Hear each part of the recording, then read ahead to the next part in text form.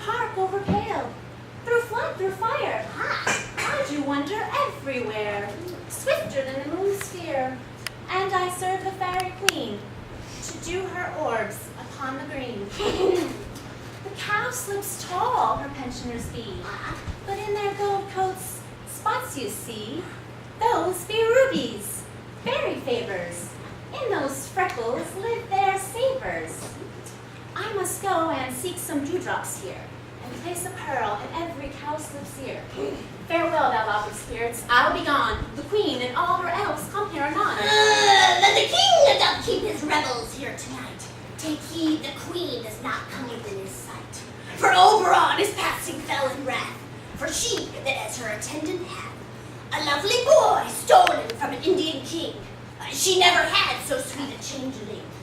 But Oberon would have the child, knight of his train to trace the forest wild.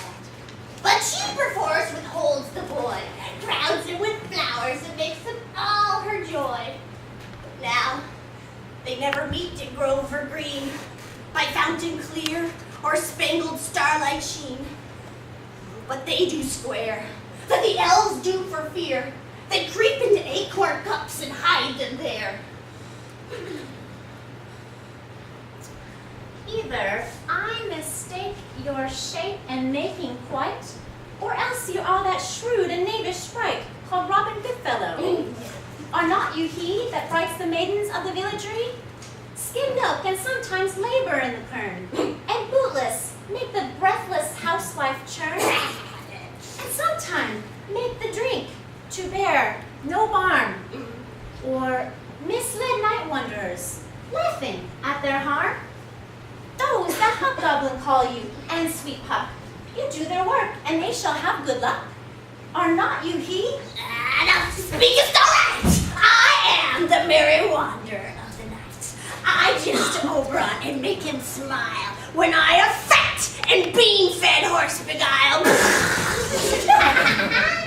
Neighing in likeness of a filly foal, and sometimes lurk I in a gossip's bowl, in the very likeness of a roasted crab.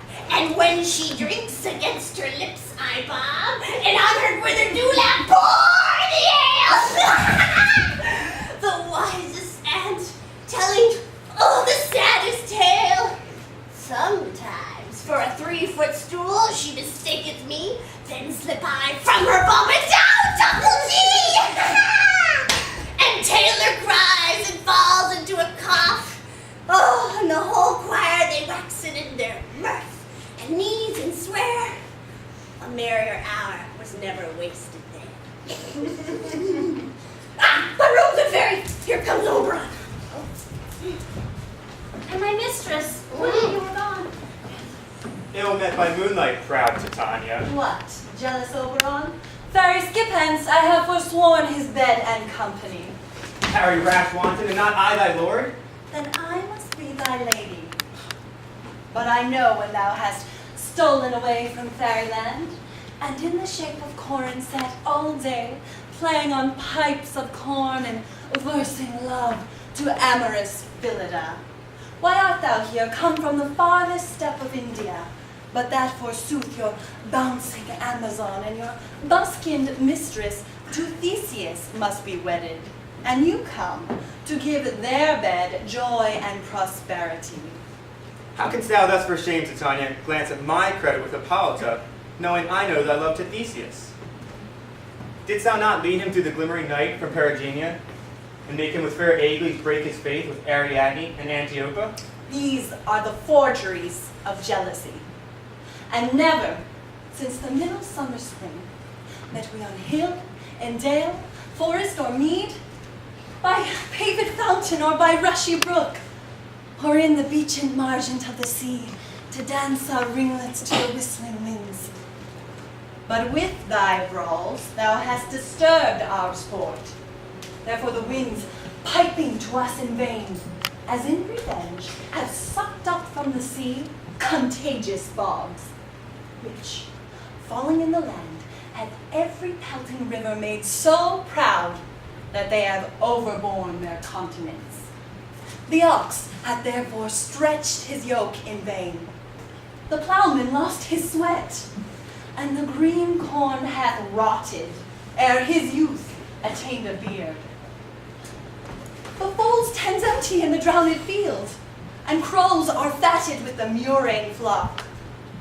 The 9 men's morris is filled up with mud, and the quaint mazes in the wanton green, for lack of tread, are undistinguishable. The human mortals want their winter cheer. No night is now with hymn or carol blessed. Therefore the moon, the governess of floods, pale in her anger, washes all the air, that rheumatic diseases do abound. And furrow this distemperature, we see the seasons alter. Hoary-headed frosts fall in the fresh lap of the crimson rose, and on old Hiam's thin and icy crown, an odorous chaplet of sweet summer buds is, as in mockery set. The spring, the summer, the childing autumn, angry winter change their wonted liveries. And the mazed world by their increase now knows not which is which. And this same progeny of evil comes from our debate, from our dissension. We are their parents and original. Do you amend it then? It lies within you. Why should Titania cross her Oberon? I do but beg a little changeling child to be my henchman. Set your heart at rest. The fairyland lies not the child of me. His mother was a votress of my order, and in the spiced Indian air by night, full often has she gossiped by my side, and sat with me on Neptune's yellow sands, marking the embarked trader on the floods. When we have laughed to see the sails conceive, and grow big-bellied with the wanton wind, which she, with pretty and with swimming gait, following, her womb then rich with my young squire, would imitate and sail upon the land, to fetch me trifles and return again, as from a voyage rich with merchandise. But she being mortal, of that void did die. And for her sake do I rear up that boy, and for her sake I will not part with him. How long within this wood intend you stay? Perchance, till after Theseus' wedding day. If you will patiently dance in our rounds, and see our moonlight revels, go with us. If not, shun me, and I will spare your haunts. Give me that boy, and I will go with thee. Not for thy fairy kingdom. Fairies away! We shall chide downright if I longer stay.